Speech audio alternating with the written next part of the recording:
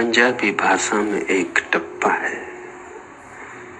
जिसमें एक प्रेमी अपनी प्रेयसी से कहता है, कच्ची कंध उतकाना ए मिलना ता रबनू है, तेरा प्यार बहाना है। अर्थात कच्ची दीवार पर कौआ बैठा है और मिल आत्मा से तेरा प्यार बहाना है। भगवान लौकिक प्रेम अलौकिक प्रेम का साधन है, कृपया समझाएं। विनोद भारती। टप्पा तो यह प्यारा है,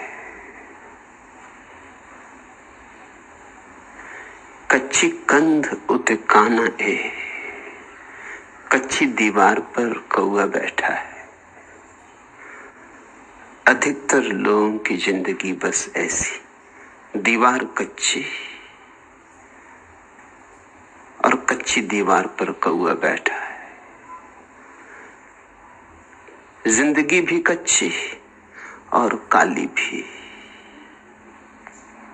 हंस भी नहीं, कौआ बैठा है।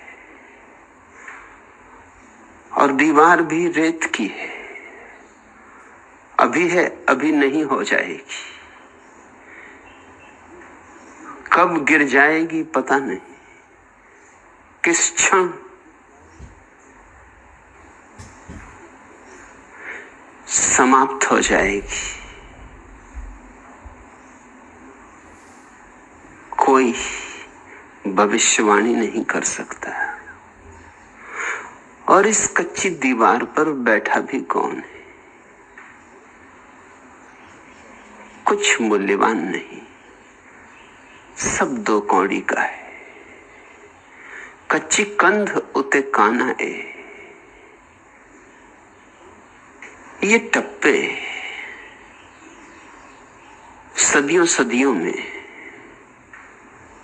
लोकमानस में उभरे,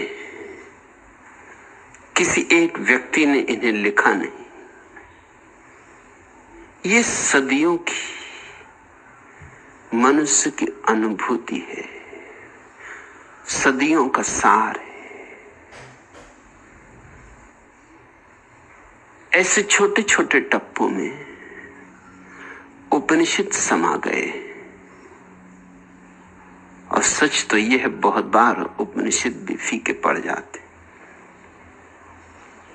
क्योंकि सीधा साधा आदमी सीधा साधा देखता है, जैसा देखता है वैसा ही कह देता है। न कोई पांडित्य, न कोई शब्दों की लफ्फाजी, न कोई सिद्धांतों का जाल, न कोई शास्त्रों की चिंता। जिंदगी जैसी झलकती है उसके दर्पण में, बस वैसी कह देता है। गांव के ग्रामीण जनों ने अपने सीधे साधेपन में ही यह बात कही होगी, और सदियों तक निखरती है फिर यह बात। जैसे गंगोत्री से कोई पत्थर गंगा में बह चलता है तो खाता है चोटें, गिरता है पहाड़ियों से, जल प्रपातों से उतरता है, और जैसे जैसे गंगा में बहता है वैसे वैसे उसका तिरछापन टूटता जाता, उसमें एक गोलाई आ जाती, एक सौंदर्य आ जाता है। वैसे ही पत्थर तो गंगा में सरकते सरकते शिवलिंग बन जाते,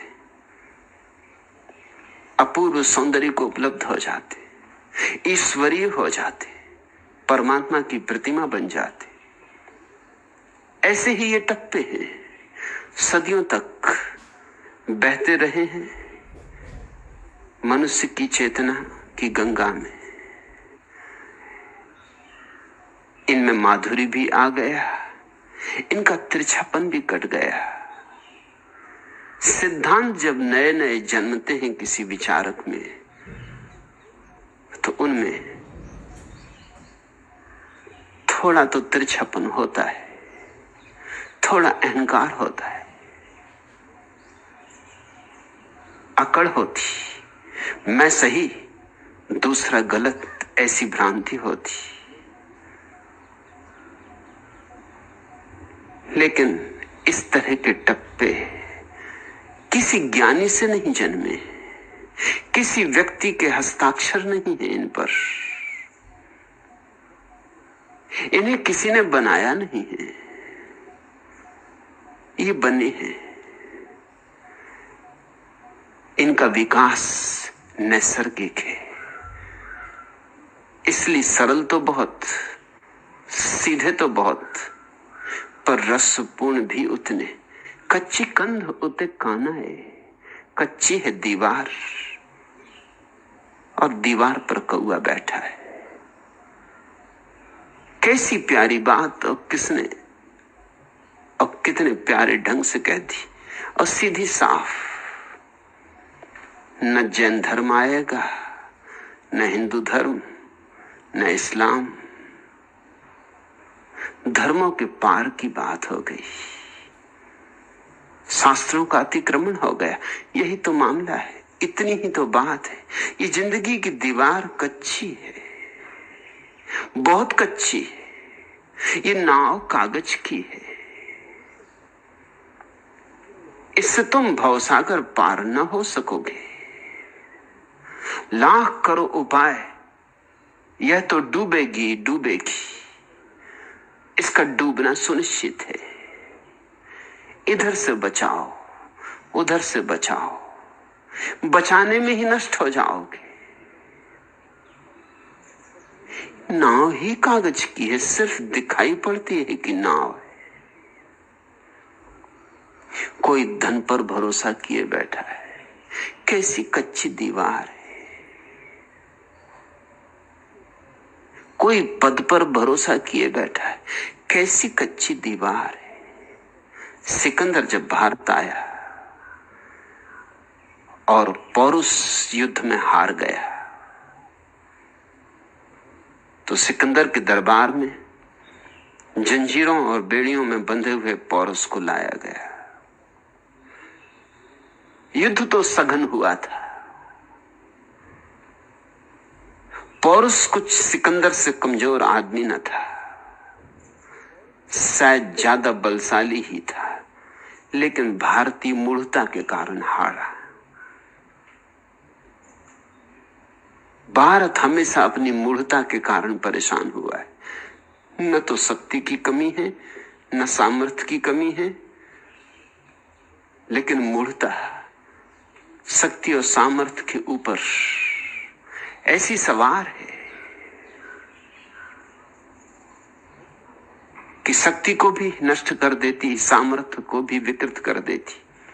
पौरुष हारा सिर्फ एक कारण से कि सिकंदर तो घोड़ों पर आया था लड़ने, और पौरुष हाथियों को लेकर युद्ध करने गया। हाथी बारात वगैरह के लिए अच्छे, साधु संतों की जमात के लिए अच्छे, किसी महंत की शोभा यात्रा निकल रही हो तो अच्छे, युद्ध के लिए बिल्कुल बेकार है। हाथी युद्ध के लिए बना नहीं, जगह ज्यादा घेरता है, मुड़ना हो तो भी स्थान चाहिए, और अगर विकृत हो जाए, विक्षिप्त हो जाए, जिसकी बहुत संभावना है, तीर चुभे, गोलियां छिदे, अगर पगला जाए तो फिर उसे होश नहीं रहता, फिर वो अपनी ही सेना को रौंद डालता है। और वही हुआ। घोड़े ज्यादा सजग, ज्यादा त्वरावान, गतिवान, थोड़ी जगह में घूम जाएं, थोड़ी जगह में मुड़ जाएं, शीघ्रता से पलट जाएं, बिजली की कौंध से लड़ें।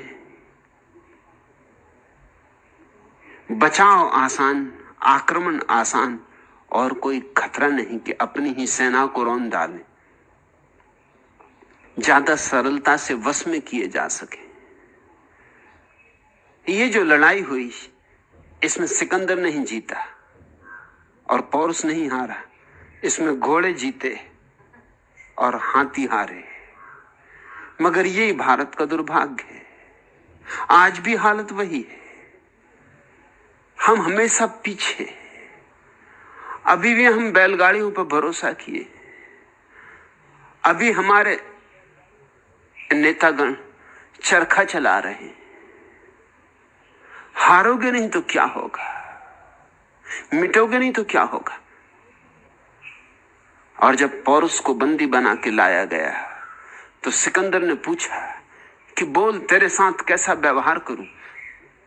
तो पौरुष ने बड़ी प्यारी बात कही, हीरो जवाहरातों में तौली जाए ऐसी बात कही।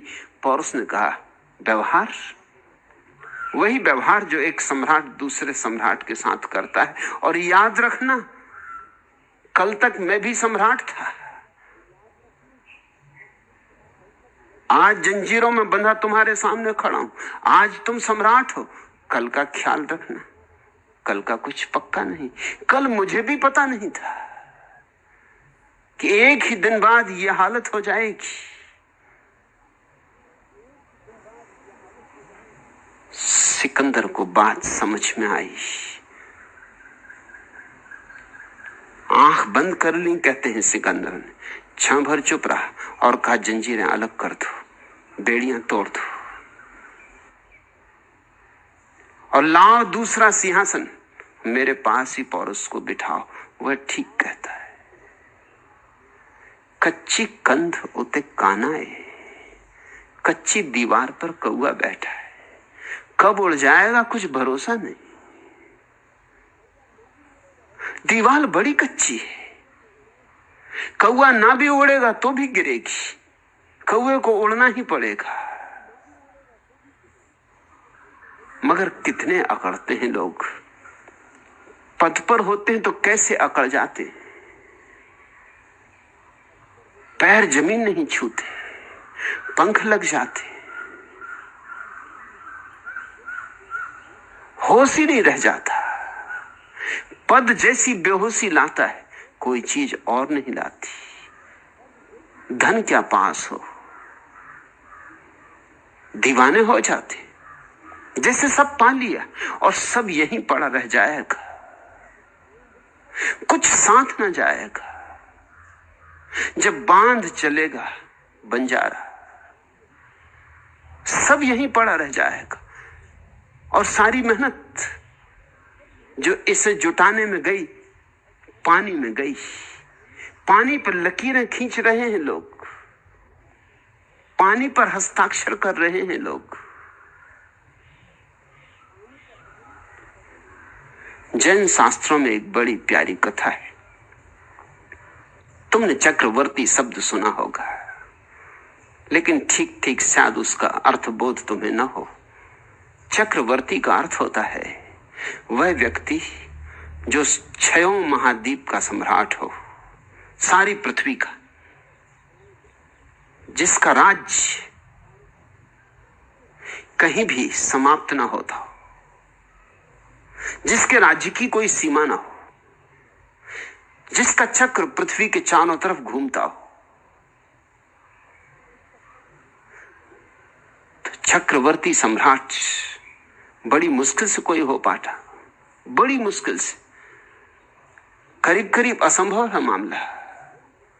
एक व्यक्ति चक्रवर्ती सम्राट हो गया। चक्रवर्ती सम्राटों के लिए जैन शास्त्रों में ऐसा कहा कि चूंकि वो इतना महान कार्य कर लेते, उनके लिए एक विशेष सुविधा मिलती जो किसी को नहीं मिलती।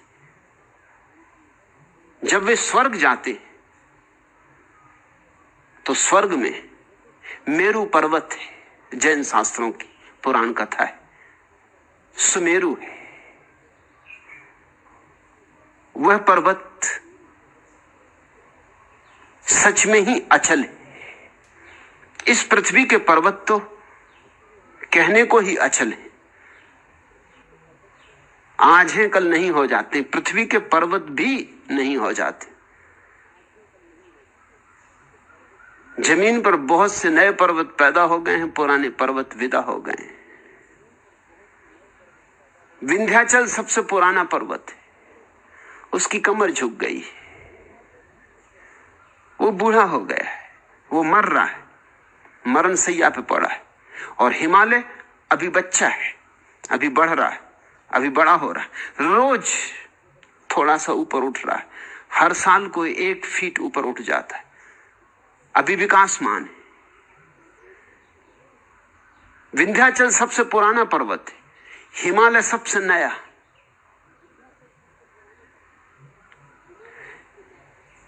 एक दिन विंध्याचल समाप्त हो जाएगा, महाद्वीप उभरे और विदा हो गए। पहाड़ों की क्या गिनती। अटलांटिस कभी बड़ा महाद्वीप था, उसकी बड़ी सभ्यता थी, विराट सभ्यता थी, लेकिन अब तो अटलांटिस कहीं भी नहीं। अटलांटिक महासागर है, पूरा का पूरा महाद्वीप खो गया अतल सागर में। आज भी सागर की गहराइयों में उसके अवशेष मौजूद हैं।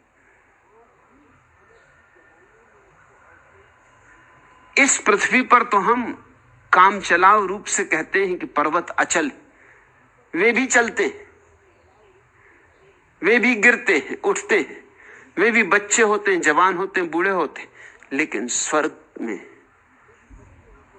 वो जो सुमेरु पर्वत है जैन शास्त्रों का, वो अडिग है, अचल है, जैसा है वैसा ही है। चक्रवर्ती सम्राट को उस पर हस्ताक्षर करने का अवसर मिलता है, वो हर किसी को नहीं मिलता।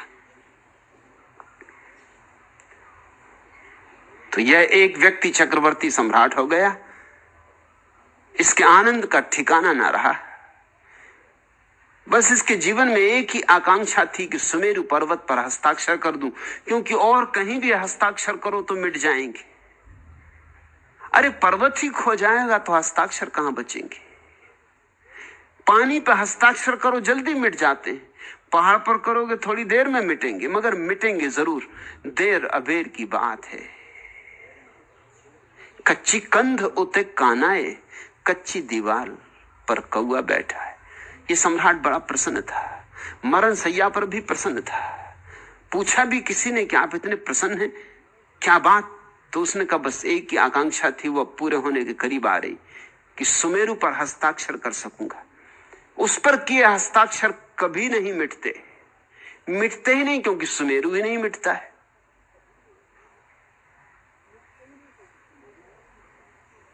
वजीर हंसा।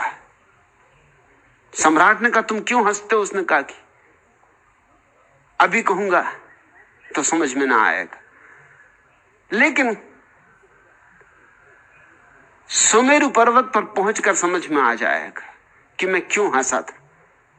एक पहेली हो गई, सम्राट मरा मगर वो पहेली उसे याद रही। वजीर हंसा था, क्यों हंसा था? सुमेरु पर्वत पे जाके राज खुलेगा। सुमेरु पर्वत के द्वार पर पहरेदारों ने कहा कि रुकिए, आप अकेले ही भीतर जा सकते हैं। वो ले गया था अपने पत्नी को, अपने बच्चों को, अपने मित्रों को, वे सब उसके साथ मरे थे।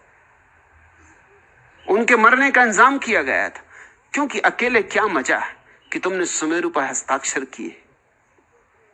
अरे अपने वाले मौजूद ना हो, कोई देखने वाला ही ना हो, पत्नी देख ना सकेगी पति सुमेरु पर हस्ताक्षर कर रहा है, तो क्या मजा है।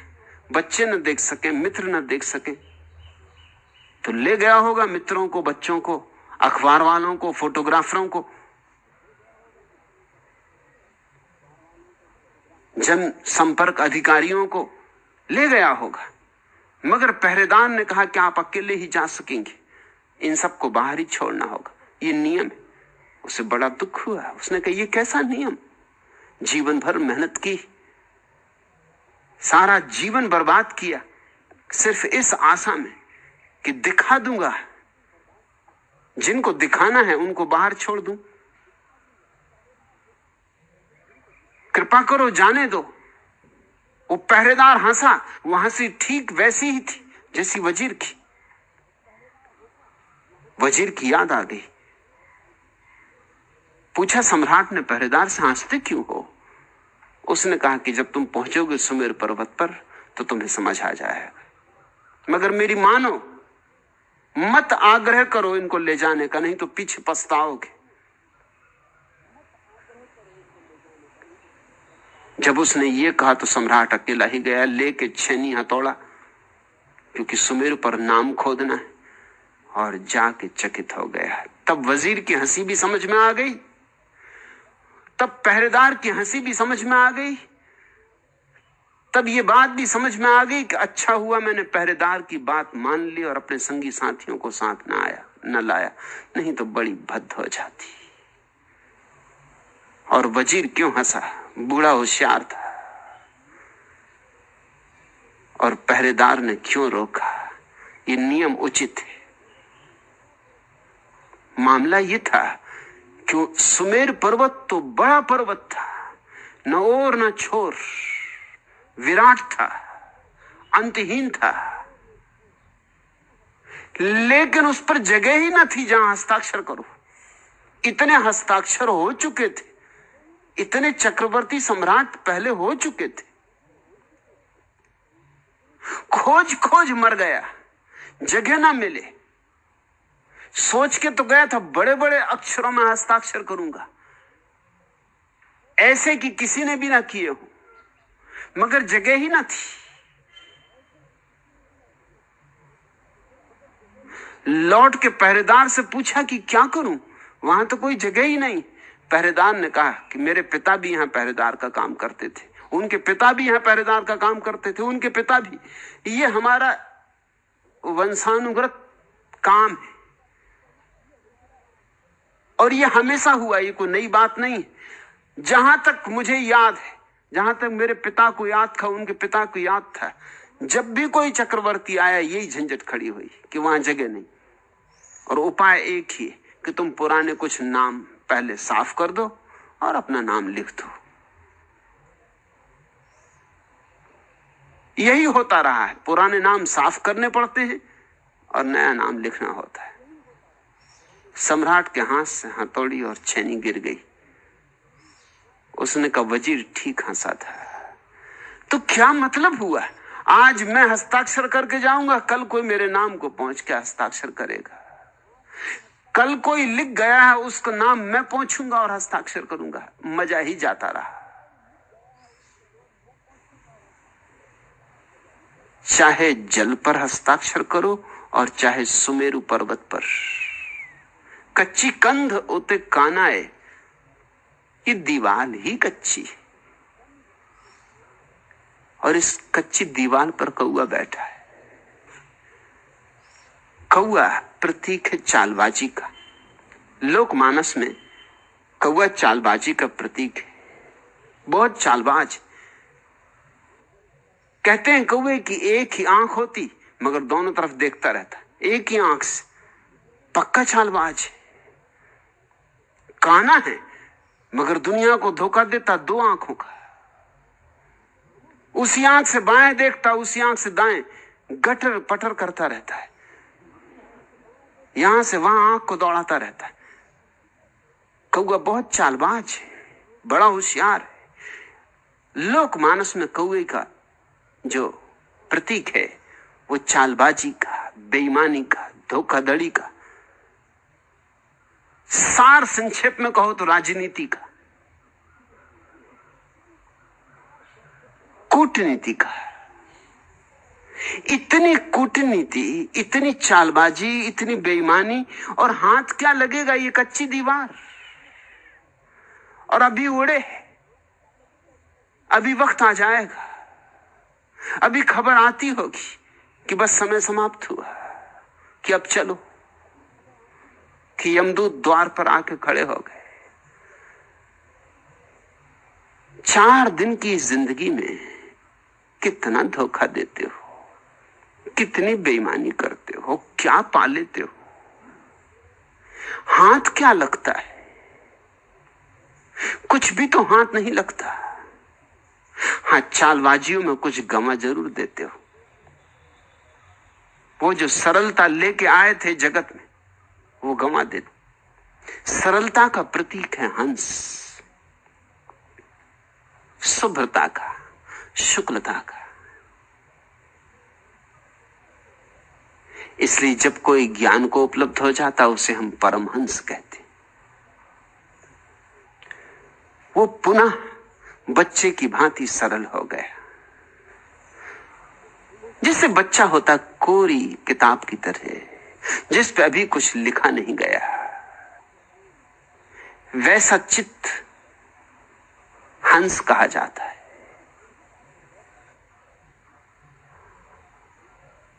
इसको पुनः पा लेना परमहंस की अवस्था है। बच्चे को तो विकृत होना पड़ेगा, उसकी विकृति सुनिश्चित है, क्योंकि बूढ़े कौओं के हाथ में उसको पड़ना पड़ता है। एक से एक चालबाज कौए, सयाने कौए।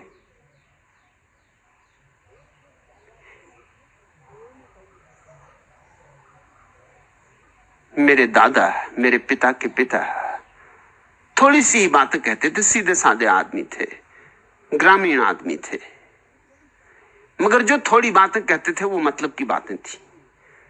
उनकी कुछ बातों में एक बात मुझे याद है। काम वो छोटी सी दुकान करते थे कपड़े की। चेष्टा उनकी यही होती थी कि व्यर्थ मोल तोल में समय खराब ना हो। तो वो पूछ लेते ग्राहक से कि क्या मर्जी, मोल तोल करना? तो ध्यान रख, लाख मोल तोल कर, चाहे खरबूज छुरी पे गिरे, चाहे छुरी खरबूज पे गिरे, हर हालत में खरबूज कटेगा। ये मैं तुझे बता देता हूं।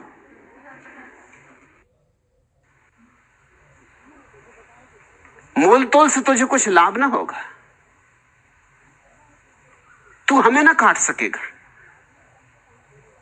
हमें पता है कि ये चीज कितने की, उससे कम पे तो हम देने वाले नहीं। तो तू सोच ले, और अगर एक बात पर राजी हो तो हम उतना ही बता दें जितना कम से कम हम दे सकते। जो सीधे साधे लोग होते वो कहते कि बात तो समझ में आती, मोल तोल में कोई सार नहीं, ये तो बात जाहिर है, हर हालत में हम कटेंगे, तो आप एक ही बात कह दो। मगर जो चालबाज होते वो कहते कि बिना मोल तोल कैसे बात बन सकती। तो उनकी दूसरी कहावत थी, वो कहते थे फिर ठीक है, फिर मोल तोल हो जाए, मगर ख्याल रख, सयाना कौआ गंदे घोड़े पे बैठता है। ये उनकी दो कहावतें थी जो मैंने उनको बार बार ग्राहकों से कहते सुना कि सयाना कौआ गंदे घोड़े पे बैठता है। तू सयाना कौआ मालूम होता, तू बैठेगा किसी गंदे घोड़े पर, तू ठीक जगह पर नहीं बैठ सकता, तो हो जाए मोल तोल हो जाए।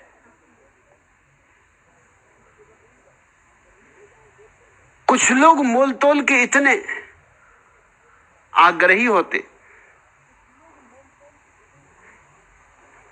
कि वो आके पूछते थे, क्योंकि मेरे पिता को ये आदत न थी, वो सीधी एक बात करते। तो कुछ ग्राहक आके पूछते कि दादा कहां है, क्योंकि आपसे तो एक बात होती मजे ही नहीं आता। खरीद फरोख्त का मजा, दादा कहां है? जरा घिसा पिसी होती है, खरीद फरोख्त का मजा आता है, नहीं तो देरी नहीं लगती। आपने इधर कहा इतने दो, उतने हमने दिए और गए। शॉपिंग का मजा। जरा दादा को बुलाओ। वो जो सयाना कौआ, वो तो मोल तोल करेगा, वो चालबाजी करेगा, वो दूसरों को ही नहीं धोखा देगा, अपने को भी धोखा देगा। धोखा देना उसकी जीवन शैली हो जाती। वो बिना धोखा दिए नहीं बच सकता है, इसलिए कौए का प्रतीक उपयोग किया विनोद। कच्ची कंध उते कानाए, एक तो कच्ची दीवाल और उस पे इतना कौआपन, इतना सयानापन, इतनी होशियारी, इतनी चालबाजी, इतनी राजनीति, इतनी कूटनीति। किसको काट रहे हो? क्या पालोगे?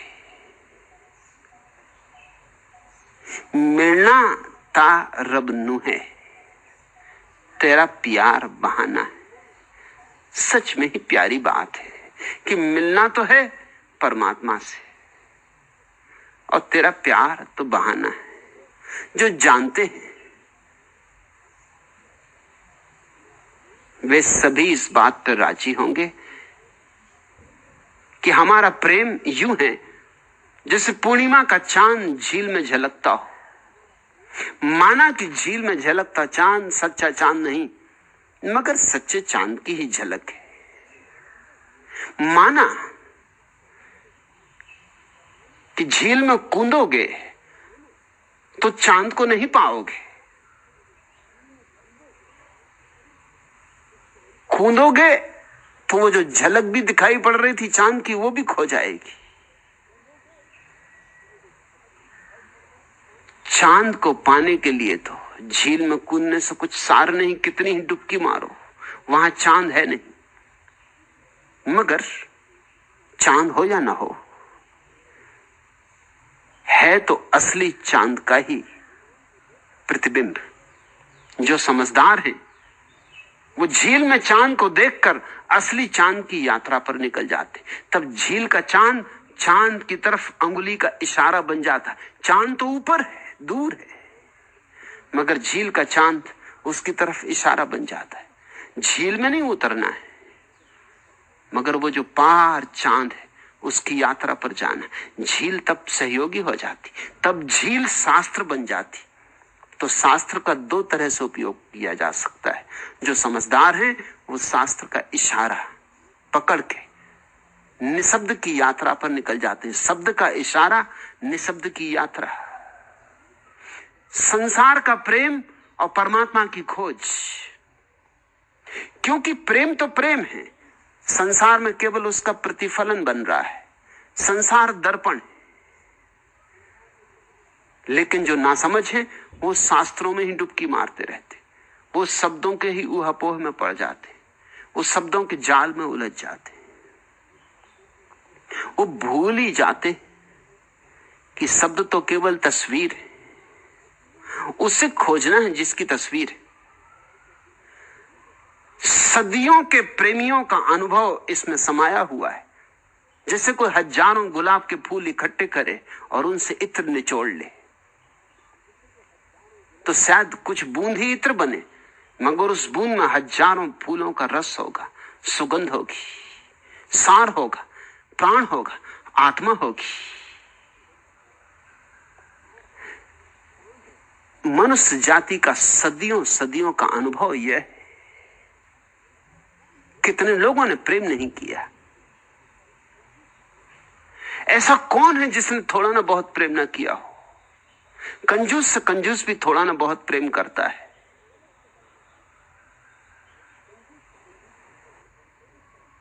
गलत से गलत आदमी भी प्रेम से एकदम नहीं बच पाता। कुछ ना कुछ गंध तो हाथ लगती, कुछ ना कुछ तो गीत हृदय में गूंज लेता है, कुछ तो पैरों में घूंघर बंधते। फिर चाहे प्रेम तुम अपने बेटे को करो, चाहे पत्नी को करो, पिता को करो, मां को करो, मित्र को करो, प्रेयसी को करो, संगीत को करो, काव्य को करो, मगर प्रेम कहीं ना कहीं से तो तुम्हारे भीतर झांकेगा।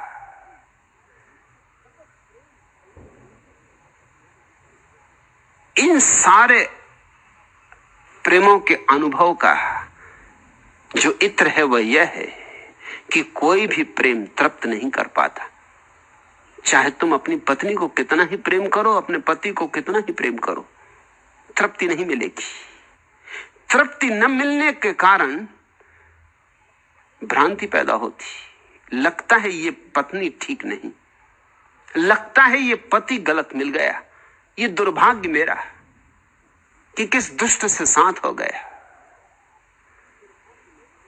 ये कुछ भूल हो गई, चूक हो गई। मगर ये तुम्हारे गणित की भूल चूक हो रही, और कुछ भूल चूक नहीं हुई। तुम पत्नी बदल सकते हो। अब तो सारी दुनिया में तलाक की व्यवस्था हो गई, तुम पत्नी बदल सकते हो। मैंने सुना अमेरिका में एक आदमी ने 8 बार पत्नियां बदली, और चकित हुआ ये बात जान के कि हर बार 4-6 महीने के बाद उससे लगा कि मैंने फिर नई शक्ल में, मॉडल नया, संस्करण नया, फिर पुरानी पत्नी खोज ली, वही की वही। नाक नक्श अलग है, बाल के रंग अलग हैं, ऊंचाई अलग है, लंबाई अलग है, सब कुछ अलग है, मगर न मालूम क्यों सब मामला वही का वही, वही कलह, वही उपद्रव, वही झगड़ा, वही परेशानी। बात क्या है? बात सीधी साफ है, खोजने वाला वही है। तो वो बार बार उसी तरह की स्त्री के प्रेम में पड़ेगा। तुम कितनी ही पत्नियां बदलो, कितने ही पति बदलो, कितने ही मित्र बदलो, तुम्हारे जीवन में प्रेम से तृप्ति नहीं आएगी, क्योंकि ये झील में कूद के तुम चांद को पाने की कोशिश कर रहे हो। और तृप्ति ना आने की बात अगर ठीक से समझ में आ जाए तो द्वार खुल जाए, रहस्य का द्वार खुल जाए। इस जगत की कोई भी प्रीति नहीं भर पाती, ये सौभाग्य, दुर्भाग्य नहीं। क्योंकि अगर इस जगत की कोई प्रीति तुम्हें भर दे तो फिर परमात्मा को तुम खोजने ही क्यों निकलोगे? फिर परमात्मा की तलाश का सवाल ही नहीं उठता। इस जगत की हर प्रीति असफल हो जाती, गिर ही जाती।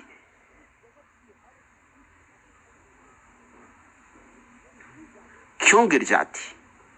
इसीलिए कि तुम्हारे भीतर आकांक्षा तो परमात्मा को पाने की, परम प्रीति को पाने की, और उसी आकांक्षा को लेकर तुमने किसी स्त्री के सामने झोली फैलाई या किसी पुरुष के सामने झोली फैलाई। वो गरीब स्त्री करे भी तो क्या करे, तुम्हारी झोली कैसे भर दे अमृत से, उसके पास हो तो भर दे।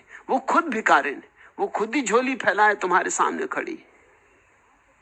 तुम भी पागल हो। मैंने सुना एक गांव में 2 जोशी थे, वो रोज सुबह सुबह जब अपने काम धंधे पर बाजार की तरफ जाते, रास्ते पर उनका मिलन होता तो कहते, भाई जरा मेरा हाथ देखना।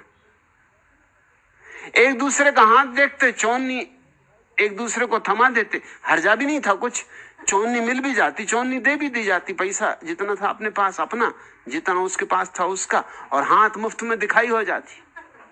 और एक दूसरे से पूछ लेते क्या धंधा कैसा चलेगा। ये ज्योतिषी हैं, ये दूसरों का भाग्य बताने निकले। मनोवैज्ञानिकों के संबंध में मैंने और भी एक अद्भुत कहानी सुनी। 2 मनोवैज्ञानिक सुबह ही सुबह अपने दफ्तर जाते हुए रास्ते पर मिले। नमस्कार वंचना इत्यादि के बाद एक ने पूछा कि आप तो बिल्कुल चंगे, मेरे संबंध में क्या ख्याल? आप तो बिल्कुल ठीक है, मैं गारंटी देता हूं। अब मेरे संबंध में कुछ कहो। अपना पता नहीं, दूसरे के संबंध में गारंटी देने को आदमी तैयार है। अपने बाबत दूसरे से पूछ रहा है, खुद की खबर नहीं, औरों की खबर रखता है। मनोवैज्ञानिक एक दूसरे के पास जाते हैं मनोविश्लेषण के लिए कि भाई जरा हमारा मनोविश्लेषण करो। बड़ी बेचैनी, बड़ी चिंता है, रात नींद नहीं आती, आत्महत्या के विचार उठते। यह जान के तुम चकित होगे कि दुनिया में जितनी आत्महत्या मनोवैज्ञानिक करते उतना कोई दूसरे धंधे के लोग नहीं करते। अनुपात 2 गुना है। न जुआरी, न शराबी, न दलाल, कोई इतनी आत्महत्या नहीं करते जितनी मनोवैज्ञानिक करते हैं, 2 गुनी। और मनोवैज्ञानिक दुगने पागल भी होते, कोई इतना पागल नहीं होता। राजनीतिज्ञ भी इतने पागल नहीं होते, उनको भी मात दे दी मनोवैज्ञानिकों ने, और ये दुनिया भर का पागलपन ठीक करने का धंधा कर रहे हैं।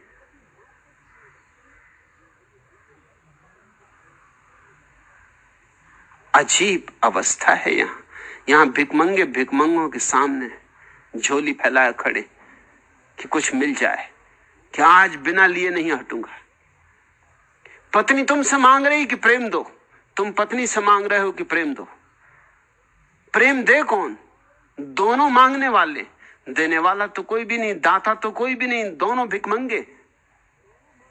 फिर झोली तुम्हारी भी खाली उसकी भी खाली, तो क्रोध आता है, लगता है कि धोखा दिया गया। धोखा किसी ने भी नहीं दिया है। जब तुम दूर होते हो तो खुद ही धोखा खाते हो, कि दूरी से धोखा होता है। चौपाटी पे मिल लेते हो किसी स्त्री से, अब चौपाटी पे कौन चौपट नहीं हो जाता। जिन्होंने भी चौपाटी नाम रखा है, गजब किया है। चौपाटी पे मिलते हो जब, तो स्त्री भी सजी बजी होती, तुम भी सजे बजे होते हो, इत्र फुले लगा होता है। न तुम्हारी असली गंध का पता चलता, ना उसकी असली गंध का पता चलता। तुम भी कपड़ों में छिपे होते, वो भी कपड़ों में छिपी होती। कपड़े बड़ा धोखा देते हैं। आदमी सोचता है कि कपड़ा नग्नता को छिपाने के लिए इजाद किया गया, गलत सोचता है। कपड़ा नग्नता को प्रकट करने के लिए इजाद किया गया, उभारने के लिए। नग्न स्त्रियां इतनी सुंदर नहीं होती जितनी वस्त्रों में दिखाई पड़ती, क्योंकि वस्त्र बहुत तरह के धोखे दे सकते हैं।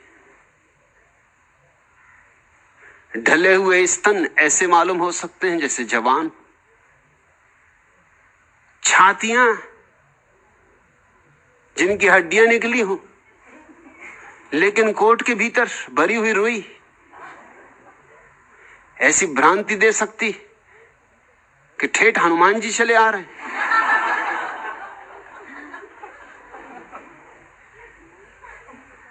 कंधे बिल्कुल बैठे हों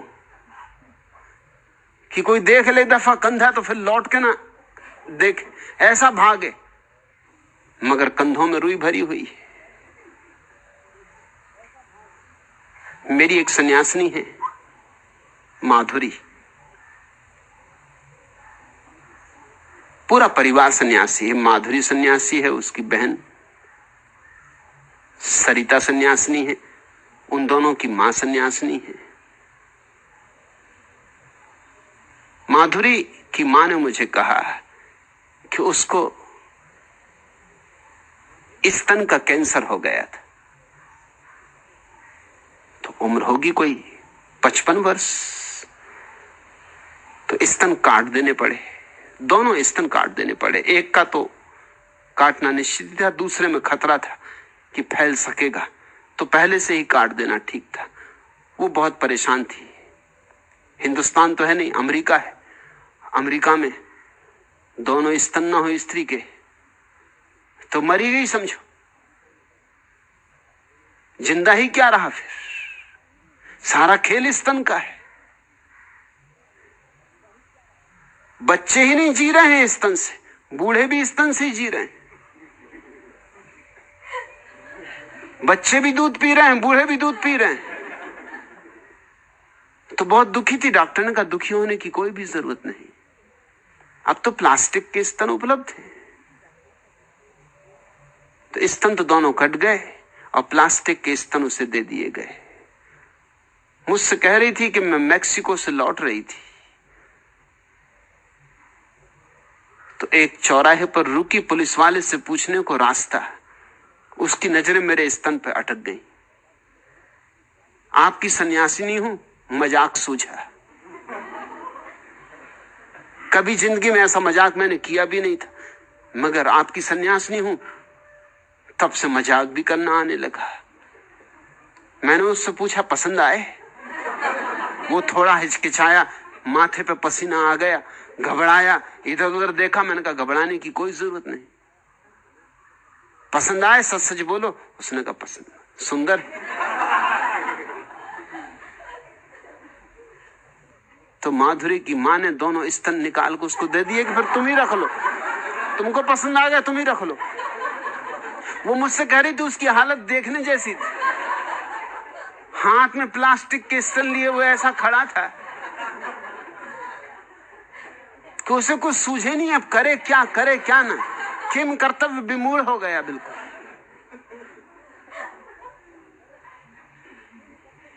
कह रही थी मैं तो गाड़ी लेके आगे बढ़ गई, उस गरीब पे क्या गुजरी वही जाने। कपड़े छिपाए रखते हैं, चौपाटी पे मिले किसी से कुछ पक्का थोड़ी कि कौन कैसा है।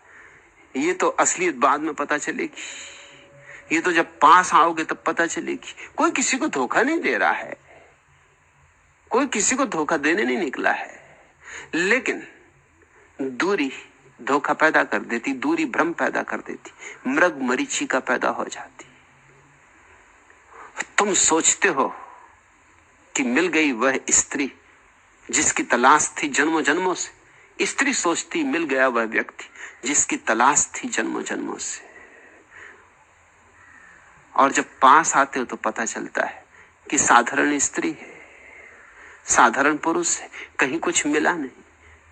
फिर धोखा हो गया, फिर धोखा खा गए। और ये धोखा जन्मों जन्मों से खा रहे हो। कच्ची कंध उते कानाए, कच्ची दीवाल पे कौआ बैठा है। मिलना ता रब नू है और मिलना तो है परमात्मा से, उससे कम में दिल भरेगा नहीं।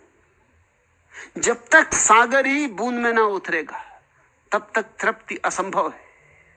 और तेरा प्यार बहाना है, ये समझ में आ जाए तो फिर प्यार में भी कोई कसूर नहीं। तेरा प्यार बहाना है। अगर तुम अपनी पत्नी को यूं प्रेम करो कि जैसे उसके माध्यम से परमात्मा को प्रेम कर रहे हो तो कुछ हर्ज नहीं। यही मेरी शिक्षा है विनोद, यही मैं शिक्षा दे रहा हूं, यही समझा रहा हूं। प्रेम से भागो मत, प्रेम में तलाश करो कि वस्तुतः खोज क्या है। तो फिर तुम्हारे बेटे में, तुम्हारी मां में, तुम्हारी पत्नी में, तुम्हारे पति में, मित्र में उसी की तलाश चल रही। सुबह सूर्योदय जब हो और आकाश सुंदर बादलों से भर जाए और रंगीन चारों तरफ जैसे होली हो गई हो, ऐसी गुलाल उड़ने लगे सुबह के सूरज की, पक्षी गीत गाएं, फूल खिले, तब भी ख्याल रखना ये सौंदर्य उसका है। रात जब आकाश तारों से भर जाए तब भी ख्याल रखना ये आंखें उसकी। कोई बांसुरी पर जब गीत छेड़ दे और तुम्हारे प्राण जब नाच उठे तो याद रखना ये बांसुरी उसकी है, ये गीत उसका है। तो फिर जहां भी तुम्हारा प्रेम हो, काव्य में हो, संगीत में हो, कला में हो, नृत्य में हो, स्त्री में हो, पुरुष में हो, जिसमें भी तुम्हारा प्रेम हो, इतनी भर याद बनी रहे कि ये प्रेम उसी की तरफ इशारा करता हुआ तीर है। जाना तो वहां है, मिलना ता रबनू है। जाना तो वहां है, मिलना तो रब से है, मिलना तो है उस प्यारे से। तेरा प्यार बहाना है और बाकी सब बहाने। बहाने बुरे नहीं, अगर बहाने बहाने समझे जाएं तो बुरे नहीं। खूंटियां हैं, टांगो उन खूंटियों पर, लेकिन जो टांगो वो रहे परमात्मा का ही प्रेम। काश तुम अपनी पत्नी में परमात्मा को देख सको, पति में परमात्मा को देख सको, तो फिर किसी और मंदिर में जाने की कोई जरूरत नहीं। कैसे पागल लोग हैं, जिंदा बच्चों में उन्हें परमात्मा नहीं दिखाई पड़ता और बैठ के भागवत की कथा सुन रहे हैं और उसमें केवल एक जिंदा बच्चे की कहानी है और कुछ भी नहीं, एक शानदार बच्चे की कहानी और कुछ भी नहीं। सूरदास का पद सुन रहे हैं, मैया मैं नहीं माखन खायो, और घर में बच्चा यही कह रहा कि मैया मैं नहीं माखन खाया, तो उसकी पिटाई हो रही कि तू नहीं खाया। अरे कम वक्त, तूने नहीं खाया तो किसने खाया? मक्खन गया कहां? और सूरदास जी का वही भजन गुनगुना रहे कि मैया मैं नहीं माखन खायो। क्या गजब हो रहा है।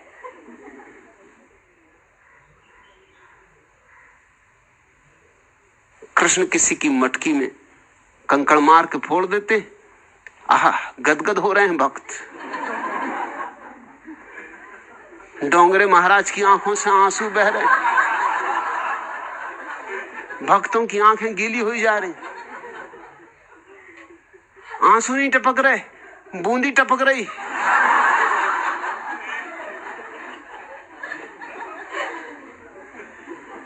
और खुद का लड़का किसी की गगरी फोड़ आए तो उसकी पिटाई हो रही। अरे तो डोंगरे महाराज की पिटाई करो ना, तो पकड़ो सूरदास को, भाग ना जाए कहीं, लगाओ ठिकाने इसको। कृष्ण जी स्त्रियों के कपड़े लेके झाड़ पे बैठ गए। भक्त लोग कह रहे हैं आहा क्या लीला हो रही। और तुम्हारा लड़का किसी के कपड़े लेके बैठ गया झाड़ पे, तो उतर हराम जादे, नीचे आ। अब तुझे वो पाठ सिखाऊंगा कि जिंदगी भर याद रहेगा। जिंदगी को प्रेम करो, तुम कहानियों में उलझ गए हो। ये जिंदगी बहुत प्यारी है। इस जिंदगी में सब तरफ से परमात्मा की झलक आ रही, लेकिन तुम न मालूम किस कचरे में पड़े हो। टप्पा प्यारा है, इसे याद रखना। कच्ची कंध उते कानाए, मिलना ता रब नू है, तेरा प्यार बहाना है। जिंदगी क्या है? जिंदगी क्या है? एक पहेली है। जिंदगी क्या है? एक पहेली है। कभी दुश्मन कभी सहेली, कभी दुश्मन कभी सहेली। छू के देखा तो महफिले यारा, छू के देखा तो महफिले यारा, अपनी अपनी जगह अकेली है। कभी दुश्मन कभी सहेली।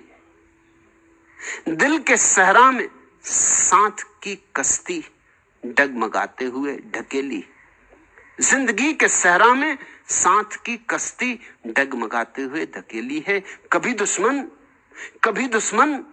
कभी सहेली। सबको पढ़ना,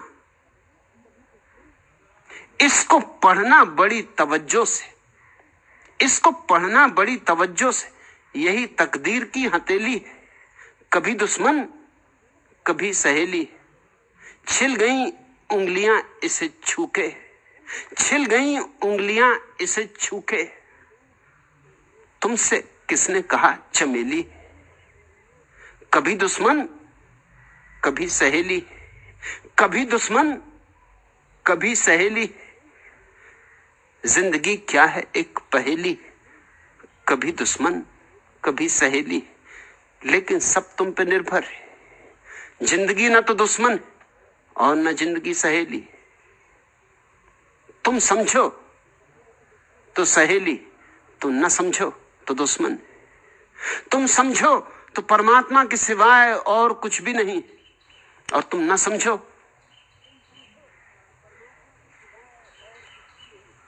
तो कच्ची कंध उते कानाए। कच्ची दीवार है और कौआ बैठा है।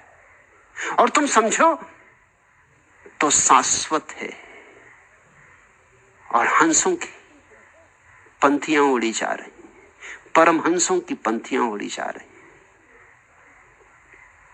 सब तुम्हारे हाथ में। हां मैं दीवाना हूं, चाहूं तो मचल सकता हूं, चाहूं तो मचल सकता हूं। खिलवते हुस्न के कानून बदल सकता हूं। हाँ मैं दीवाना हूं, चाहूं तो मचल सकता हूं, खिलवते हुस्न के कानून बदल सकता हूं। खार तो खार है, अंगारों पे चल सकता हूं, मेरे महबूब, मेरे दोस्त।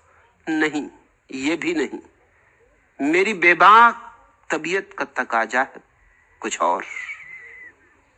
मेरे महबूब, मेरे दोस्त। नहीं, ये भी नहीं, मेरी बेबाक तबीयत का तकाजा है कुछ और।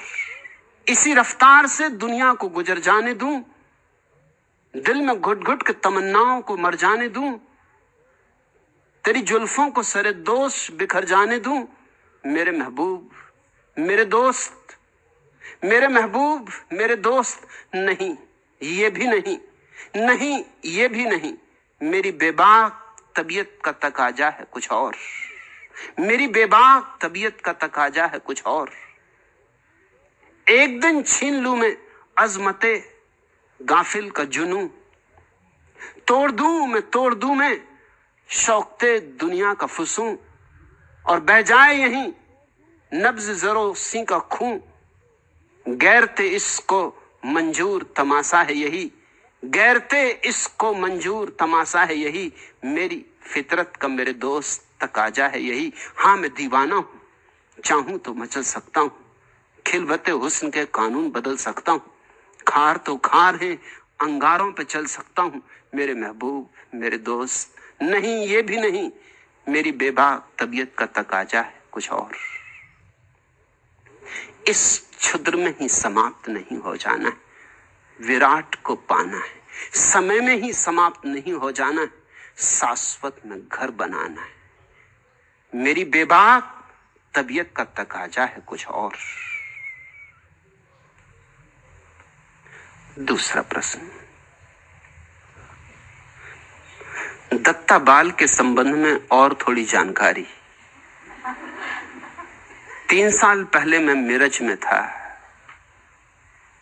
तो उन्होंने मिलने की आकांक्षा प्रकट की। जिस शिष्या के घर ठहरे थे वहां हमारी मुलाकात हुई। पूरे समय वे इतने बेचैन थे कि 5 मिनट भी वे एक जगह बैठते नहीं थे। बार बार उठकर अपने कमरे के भीतर चले जाते थे। आते तो जिस हाल में हम बैठे थे वहां का फर्नीचर इधर उधर करने को कहते थे। आखिर वे बोले कि कुछ बातचीत चलने दे। मैंने कहा कि मैं कुछ बातचीत करने यहां आया नहीं, अगर आपको कुछ पूछना हो तो पूछिए, नहीं तो हम सब मिलकर 10 मिनट मौन में सत्संग करें। इस पर मेरी तरफ इशारा करते हुए उन्होंने कहा अपने बैठे हुए शिष्यों से, सीखिए, इनसे कुछ सीखिए। लेकिन खुद वहां से उठकर चले गए। शिष्यों ने कहा कि डायबिटीज के कारण वे ऐसे बेचैन। फिर आए तो वही बेचैनी जैसे कि पिंजरे में बंद जानवरों की होती है। बैठे तो अपनी प्रिय शिष्या से, जो कि उनके चरित्र की लेखिका भी हैं, कहा कि तेरी लिखी हुई पुस्तक तो इन्हें भेंट कर। वह शिष्या उठकर पुस्तक ले आई तो वे पेन ढूंढने लगे। मेरा पेन मैंने उन्हें दिया तो उसी बेचैनी में उस पुस्तक पर अपने हस्ताक्षर करके उन्होंने मेरा पेन ही खराब कर दिया। इतने जोर से उन्होंने लकीर खींची कि पन्ना ही फटने लगा। उस चरित्र को मैंने गौर से पढ़ा तो पाया कि पूरी की पूरी किताब उनके दंभ से भरी हुई। कुछ अतीन्द्रिय शक्ति के वे दावेदार हैं, जिन प्रयोगों की वही एक शिष्या मात्र गवाह है। वे मानते हैं कि दूर बैठे वे केवल इच्छा शक्ति से चीजों को हिलाते या बादलों से पानी गिराते। बस इसी तरह के विस्तार से पूरी पुस्तक भरी। भगवान दत्ताबाल तो इतने भटके हुए भगवान हैं कि उनके बारे में आप कुछ कहते भी हैं तो उनका सम्मान ही होता है। मेरे देखे तो वे सिर्फ उपेक्षा योग्य। भगवान, इन मूढ़ों पर आप क्यों इतनी मेहनत खराब करते? अजित सरस्वती, मूढ़ हैं इसलिए ही, भटके हैं इसलिए ही, सोए हैं इसलिए ही।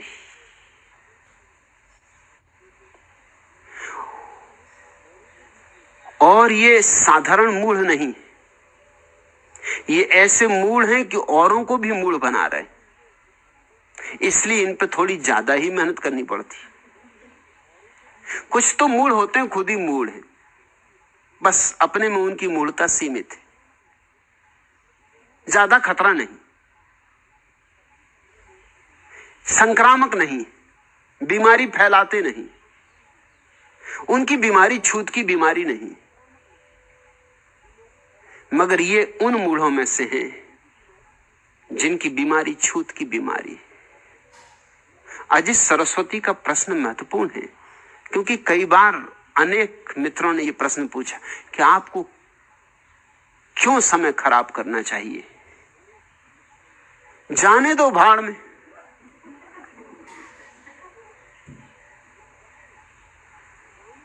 कैसे जाने दूं भाड़ में? वो तो जा रहे हैं, मगर औरों को भी ले जा रहे हैं। अकेले भी जाते हो तो मैं भी सोचूं कि ठीक है, प्रत्येक व्यक्ति की स्वतंत्रता है, किसी को भाड़ में ही जाना है तो कोई क्या कर सकता है।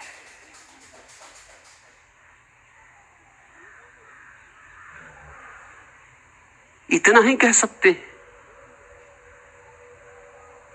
कि जाओ भाई, तुम्हारी इच्छा पूरी हो। मगर ये औरों को भी ले जा रहे हैं, और जो जा रहे हैं वो इतने मूढ़ नहीं, लेकिन भोले भाले। भोले भाले हैं इसलिए फंस जाते।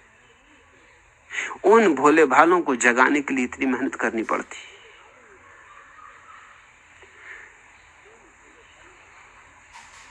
यह पूरा प्रश्न महत्वपूर्ण है। दत्ताबाल अजित सरस्वती से मिलने की आकांक्षा प्रकट करते और ऐसे शक्तियों के मालिक हैं कि दूर बैठे इच्छा शक्ति से चीजों को हिलाते, बादलों से पानी गिराते। अगर ऐसी इच्छा शक्ति है तो कम से कम अजित सरस्वती को तो बिना बुलाए खींच लेना था। इधर मुझसे भी मिलने आने को आकांक्षा की थी, लेकिन एकांत में मिलना चाहते थे। इस तरह के लोग हमेशा एकांत में मिलना चाहते, क्योंकि डर उनको यह होता है कि औरों के सामने कुछ पूछेंगे तो बद्द खुलेगी। ढोल के भीतर बड़ी पोल है, ऊपर से बजाओ तो बड़ी आवाज करता है, मगर खोल कर देखो कि कौन आवाज कर रहा है, सब गड़बड़ हो जाता है, भीतर कुछ होती ही नहीं।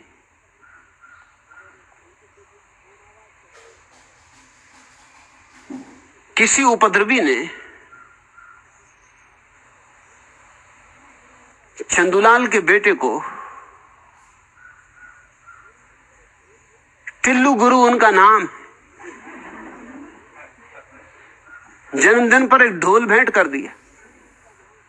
टिल्लू गुरु दिन रात ढोल ही बजाएं, नींद हराम कर दी उन्होंने घर वालों की। बीच रात कोट के ढोल बजा दें, मोहल्ले वाले परेशान, चंदूलाल पगलाने लगे, चंदूलाल की पत्नी दीवाने लगी, घबराने लगी कि करना क्या। और टिल्लू गुरु को मजा आए और ढोल लिए घूमे। चंदूलाल ने मुझसे कहा कि करें क्या, आप मोहल्ले के लोग मारने तो उतारू और हम भी अब पगलाए जा रहे हैं। और ये दुष्ट कभी रात में नहीं उठता था, ये बीच बीच रात में उठ के ढोल बजा देता है, दिन भर परेशान, रात सोने भी नहीं देता। तो मैंने कहा तुम कुछ ना करो, ये चक्कू ले जाओ। उन्होंने कहा चक्कू से क्या होगा? मैंने कहा टिल्लू गुरु को दे देना और कहना जरा खोल के भी देख भीतर क्या है, आवाज कौन कर रहा है। उन्होंने कहा ये बात जस्ती है। दे दिया चाकू टिल्लू गुरु को, उन्होंने फौरन खोल के देख लिया। जैसे ढोल खोला कि पोल खुल गई, भीतर तो कुछ नहीं था मगर ढोल भी गया। इस तरह के लोग एकांत में मिलना चाहते। आचार्य तुलसी एकांत में मिलना चाहते, किसी के सामने नहीं। क्यों? क्योंकि एकांत में पूछते हैं कि ध्यान कैसे करें, सबके सामने कैसे पूछें। सबके सामने पूछे तो ये 700 साधु साध्वियों का समूह जो उन्होंने इकट्ठा कर रखा है वो कहेगा अरे गुरुदेव आपको ध्यान का पता नहीं अभी तक।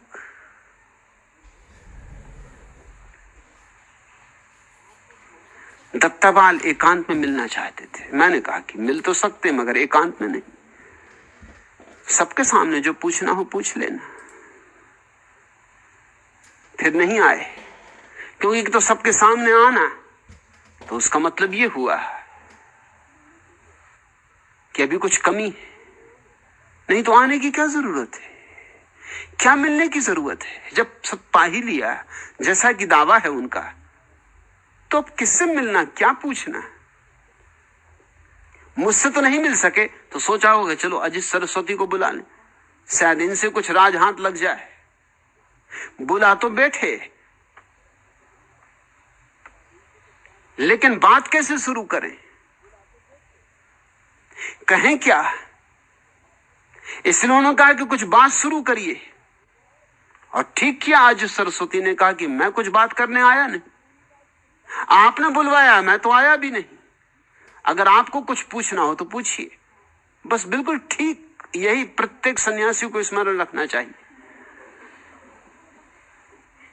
उनकी बोलती बंद हो जाएगी। पूछना उन्हें है नहीं, कम से कम सबके सामने तो नहीं पूछना है।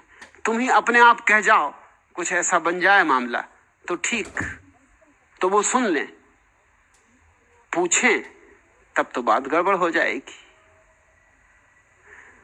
और ठीक कहा जिस सरस्वती ने कहा, अच्छा हो कि हम 10 मिनट मौन से सत्संग करें। इन विचारों को कहां मौन का सत्संग, इनको मौन का कहां पता। ये 5 मिनट एक जगह शांति से नहीं बैठ सकते। और ये बात तो सरासर झूठ है कि शिष्यों ने कहा कि डायबिटीज के कारण वे ऐसे बेचैन। ये बिल्कुल झूठ बात, क्योंकि मेरे दादा को डायबिटीज थी, मेरे पिता को डायबिटीज थी, मुझको डायबिटीज है, मेरे चाचाओं को डायबिटीज है, मेरे भाइयों को डायबिटीज। वंश परंपरा से ये ज्ञान चला आ रहा है। मुझे तो कोई अड़चन नहीं होती शांति से बैठने में। डायबिटीज है तो रही है, कोई आत्मा को थोड़ी डायबिटीज हो जाती, और बैठना आत्मा को है शांत। शरीर में डायबिटीज रहे तो डायबिटीज, और डायबिटीज से शरीर में भी क्या अशांति होगी? अरे थोड़ी शक्कर होती तो अशांति क्या होनी, थोड़ा माधुरी हो जाता, थोड़ी बूंदी फैल गई, इसमें बिगड़ा क्या? इसमें तुम्हें अशांत होने की क्या बात? चींटे चींटियां अशांत होने लगे ये तो समझ में आता, मगर तुम्हें अशांत होने की क्या जरूरत है? और तुम तो साक्षी भाव रखो। शरीर को डायबिटीज हो गया, अरे शरीर तो मिट्टी है, कच्ची कंध उते कानाए। कच्ची दीवार पर कौआ बैठा, भैया कौआ को डायबिटीज हो गई, हो जाने दो। दीवार में शक्कर है कि रेत, क्या करना तुमको?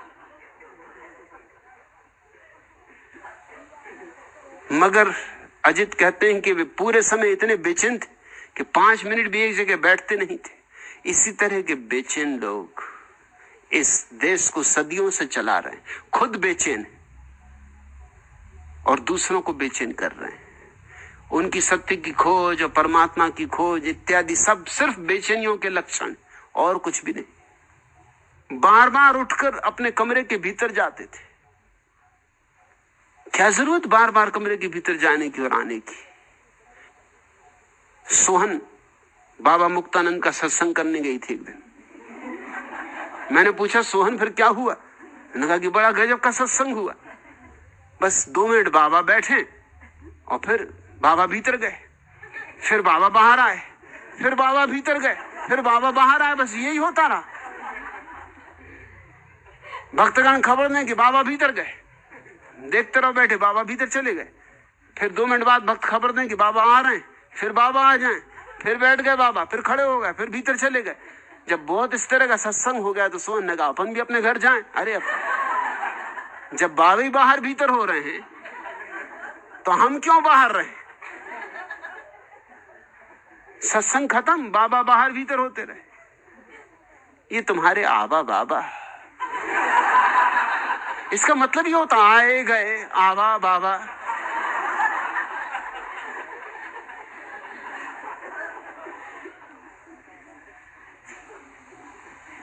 मैं एक गांव में सतना के पास मेहमान था।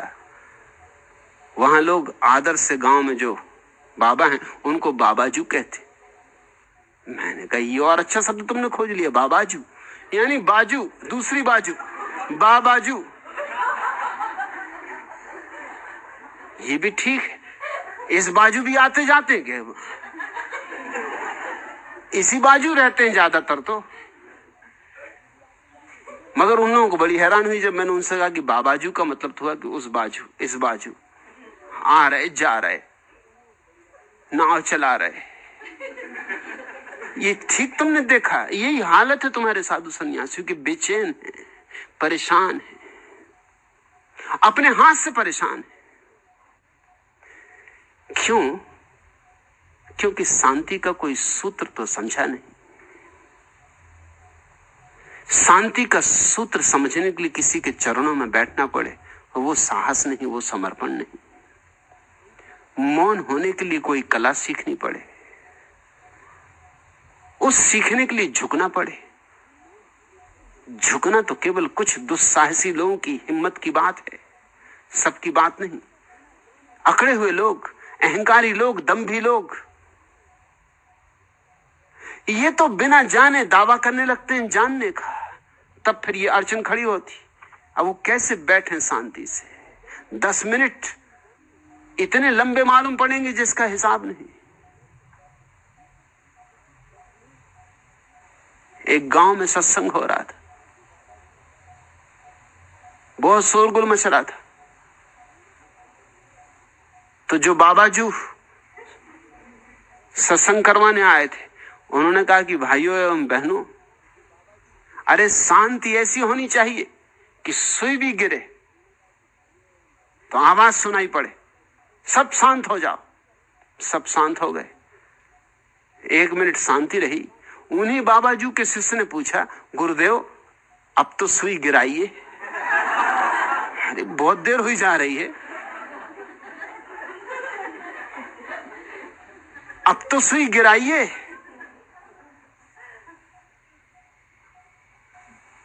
ये तुम्हारे सब तथाकथित आध्यात्मिक व्यक्ति, काश तुम इनकी थोड़ी जांच परख करो तो जरूर हैरानी में पड़ोगे। अजी सरस्वती ने वो किताब भी कल मुझे भेज दी जिस पर उन्होंने दस्तखत किए। सच में ही सुमेरु पर्वत पे जैसे दस्तखत किए जाते वैसी दस्तखत किए, फाड़ी लाना पन्ना, और उनकी कलम भी खराब कर दी।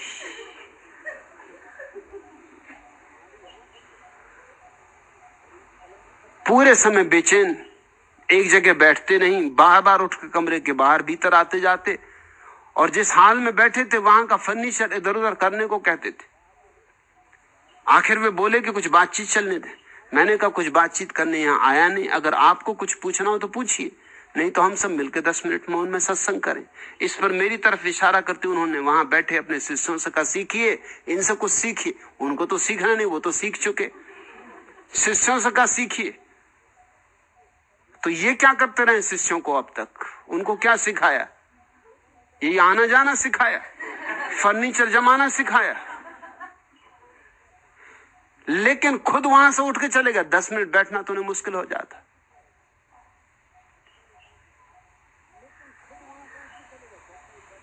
दस मिनट बैठना तो असंभव हो जाता। शिष्यों ने कहा कि डायबिटीज के कारण वे ऐसे बेचैन। शिष्य बेचारे एक से एक तर्क खोजते रहते गुरुओं को बचाने का। क्या तर्क खोजा? डायबिटीज से क्या बेचैनी का संबंध है? डायबिटीज से तो और माधुरी फैल जाता है। इसलिए लोग मुझसे पूछते हैं कि आपकी बातों में इतना माधुरी क्यों? आज राज बताए देता हूं। डायबिटीज, इसमें मेरा कोई हाथ नहीं, मेरा कोई कसूर नहीं।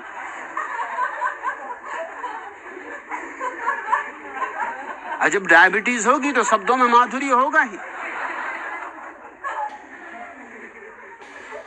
और मैं तो तुमसे कहूंगा कि सभी डायबिटीज कर लो, क्योंकि बाहर तो शक्कर नदारत हो जा रही, अब तो भीतर ही शक्कर होनी चाहिए। अब प्रसाद बाहर वगैरह का ज्यादा नहीं बटेगा। सुभाष सरस्वती ने लिखा है कि भगवान सुना था कि गुरु कृपा से सब कुछ हो जाता है। अरे आपने क्या जवाब दिया? तत्क्षण सब कुछ हो गया। उन्होंने प्रश्न पूछा था कि डोंगरे महाराज के प्रवचन के बाद लस्सी और बूंदी प्रसाद में बंटते। सो मैंने बताया कि लस्सी से बल बढ़ता है, शक्ति, और शक्ति से आती भक्ति, और भक्ति से ध्यान में स्थिरता, और ध्यान में मिठास। सो फिर बूंदी बढ़ती, बूंद में समुद्र समाना। और सुभाष बेचारे उदास खड़े रहते थे गर्दन लटका, क्योंकि उनकी पत्नी गई हुई है राजकोट।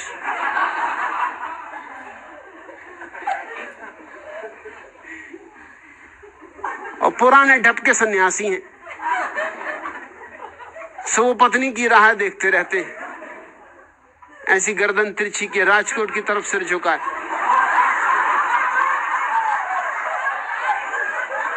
सो उन्होंने लिखा है कि आपने गजब कर दिया। आपने उत्तर क्या दिया? उसी दिन कृष्णा और अद्वैत बोधिसत्व ने बुला के लस्सी पिलाई, बूंदी खिलाई। अब भगवान कुछ ऐसा करो कि रसमलाई भी हो जाए। होगी भाई, जरूर होगी। अभी मैंने सोहन का नाम लिया ना, ये बड़ी सत्संगी है और रसमलाई की जानकार। बस तुम वहीं खड़े रहना बाहर, और जैसे ही सोहन वहां से निकले एकदम गिर पड़ना चरणों में कि जय हो माई, आज ही रसमलाई, कराची वाला की रसमलाई। और जब भी तुम्हें रसमलाई चाहिए हो, सोहन के पैर पकड़ लेना, जय हो माई, वो समझ जाएगी कि रसमलाई। ये तो छोटी सी बात है, तुम आज ही करके देखो। और लिखा उन्होंने कि आपने गजब की बात कही, जब से लस्सी पी है गर्दन सीधी हो गई, शक्ति भी आ रही, और बूंदी जब से खाई है बड़े ऊंचे ऊंचे ख्याल आ रहे हैं। वो तो तुम संभालना आप जब, क्योंकि गर्दन अगर ऊंची हो गई तो खतरा है। क्योंकि तुम शक्ति और भक्ति से कुछ और मत समझ लेना। शक्ति मेरी एक सन्यासिनी और भक्ति भी मेरी एक सन्यासिनी। अब जरा संभल कर रहना, गर्दन ऊंची हुई कि शक्ति आएगी, पीछे से भक्ति आएगी। और तुम्हारी पत्नी गई है राजकोट।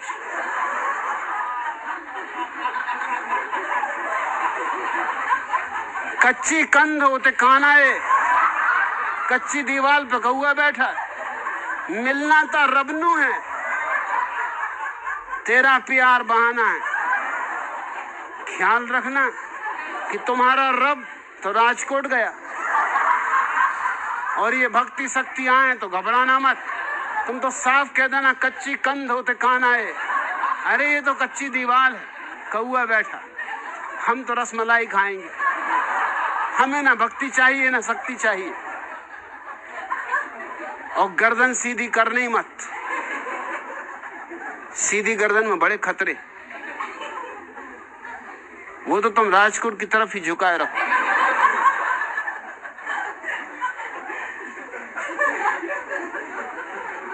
अब उन्होंने शिष्यों से कहा सीखिए, इनसे कुछ सीखिए, लेकिन खुद वहां से उठ के चले गए। शिष्यों ने कहा कि डायबिटीज के कारण वे ऐसे बेचैन।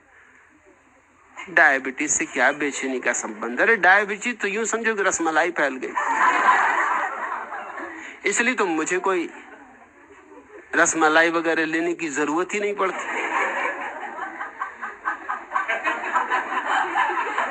आज कोई 15 वर्ष हो गए, बस आखिरी रसमलाई सोहन ने खिलाई थी, उसके बाद नहीं खाई। फिर आए तो वही बेचैनी, जैसे पिंजरे में बंद जानवरों की होती है। ही पिंजरे में बंद जानवर, वो खुद ही कहते हैं अपने को कि मैं छत्रपति शिवाजी कि इस भूमि में पैदा हुआ सिंह हूं। सिंह हो तो पिंजरे में बंद हो गई। अब आजकल सिंह कोई ऐसे इधर उधर तो घूमते फिरते मिलते नहीं, सर्कस में ही होते। सर्कस ही सिंह, और सर्कस में कोई भी सिंह रहे, वो कितने ही सिंह हो, हालत तो उसकी रास्तों पे घूमते कुत्तों से भी बदतर हो जाती, क्योंकि कम से कम कुत्ता स्वतंत्र तो है। अब वो बेचैन हो रहे हैं।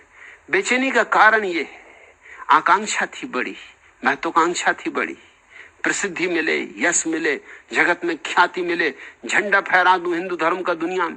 वो कोल्हापुर में नहीं फैला पा रहे हैं झंडा, कोल्हापुर में कोई नहीं सुनता। कौन सुने? आखिर कुछ कोई एक आध बुद्धू बन जाए तो बन जाए। इसलिए वो तुमने जो लिखा अजित के, वही देवी एक जिनने उनका जीवन लिखा, वही उनकी शिष्या है। उसके ही अनुभव में ये सब चमत्कार हुए। अब ये चमत्कार सब ऐसे हैं जिसका कोई हिसाब नहीं। चमत्कार से पानी गिरा देते। अगर चमत्कार से पानी गिरा सकते हो तो इस देश की गरीबी मिटा दो। जहां पानी गिराना वहां पानी नहीं गिरता इस देश में। जहां पानी नहीं गिराना वहां पानी गिरता है। जहां पानी की जरूरत है वहां अकाल, दुष्काल, सूखा, और जहां पानी की जरूरत नहीं वहां बाढ़। तो दत्ताबाल की तो बड़ी जरूरत है। ये तो चमत्कार कर दें, कुछ दिखाओ करके, और इच्छा शक्ति से चीजों को हिलाते। पहले कम से कम शरीर को तो ठहराओ। परसों एक सन्यासी ने पत्र लिखा था कि उनका व्याख्यान हो रहा था, सोफा पे बैठे थे, डोलते थे, सोफा पे भी ठीक नहीं बैठ सकते थे, बाएं दाएं डोल रहे थे, और खुद ही नहीं डोल रहे थे। उनके पजामा के 2 फुंदे भी लटके थे नीचे, वो भी डोल रहे थे। तो उसने लिखा है कि तभी मुझे हंसी आ रही थी बड़ी को, पजामा के फुंदे क्यों डोल रहे हैं? अरे डायबिटीज पजामा के फुंदों में भी आ गई होगी। सत्संग खराब चीज है। अब ऐसे आदमियों के सत्संग में पजामा रहेगा तो बिगड़ेगा। वो पजामा, कम से कम इच्छा शक्ति से पजामा के फुंदे तो ठहरा दो, फिर कुछ और ठहराना। मगर नहीं, इस देश में इस तरह की मूर्खताओं की बातों का खूब समादर होता है। अब वो अपना पेन ढूंढने लगे, वो ही ना मिले। इनको क्या खाक आत्मा मिली होगी? और इच्छा शक्ति से ये दूसरों तक को ठीक कर दें और अपना पेन नहीं खोज पा रहे हैं। अरे इच्छा शक्ति से इतना तो करना था कम से कम कि अजित का पेन सरक के और उनकी जेब में पहुंच जाता, इतने करके दिखा देते। वो भी अजित को देना पड़ा। और दस्तखत जो ने किए वो सिर्फ पागल के ही मालूम होते हैं। ऐसा घसीटा है कि कहीं मिट न जाए, कि कहीं कोई मिटा ना दे। फाड़ डाला पन्ने को। लोग दस्तखत भी करते तो उसमें भी दम्भ होता है। अमेरिका में तो एक अभिनेत्री शादी कर रही थी, जैसे ही रजिस्टर पे दोनों दस्तखत किए पति और पत्नी ने, उस अभिनेत्री ने मजिस्ट्रेट को कहा कि मुझे शादी नहीं करनी, तलाक चाहिए, इसी वक्त तलाक चाहिए। मजिस्ट्रेट ने कहा तू पागल है, अभी दस्तखत ही हुए हैं, अभी स्याही भी नहीं सूखी हो, तुझे तलाक चाहिए? उसने कहा इसी वक्त। तलाक का फॉर्म कहां है? पर मजिस्ट्रेट ने पूछा कारण तो मेरी समझ में आया, तुम में बात भी नहीं हुई, दोनों चुप ही हो, अभी दस्तखत ही पूरे हुए हैं। उसने कहा बात समझने की जरूरत नहीं, जरा दस्तखत देखो। इस आदमी ने इतने जोर से दस्तखत किए गड़ा गड़ा के, और इतने बड़े बड़े अक्षरों में किए कि ये मुझे सताएगा, ये मुझे परेशान करेगा, ये मुझे नहीं चाहिए, ये आदमी चाहिए नहीं मुझे। अरे पूत के लक्षण पालने में इस कम वक्त में दस्तखत तो देखो कैसे किए हैं। आधा पेज रजिस्टर का दस्तखत से भर दिया। ये इसकी अकड़ का सबूत है।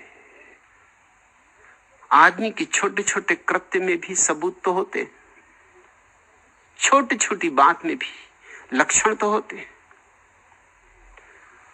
वो भीतर की बेचैनी दस्तखत तक में उतर आई। अब तुम पूछते हो कि मैंने उनकी किताब पढ़ी, दंभ से भरी हुई है, होगी ही। और तुम पूछते हो दत्ताबाल तो इतने भटके हुए भगवान हैं कि उनके बारे में आप कुछ भी कहते हैं तो उनका सम्मान ही होता है। मेरे देखे तो वे सिर्फ उपेक्षा योग्य नहीं अजित, उपेक्षा योग्य कोई भी नहीं। भगवान कितना ही भटकाओ, है तो भगवान ही। नाली में पड़ा हो, गटर में सड़ रहा हो, तो भी उसको निकालना पड़ेगा, तो भी उसे बचाना पड़ेगा। तो जो भी बन सके वह करना जरूरी है। वह प्रेम का लक्षण है। मैं अपने प्रेम के कारण ही बोलता हूं। आज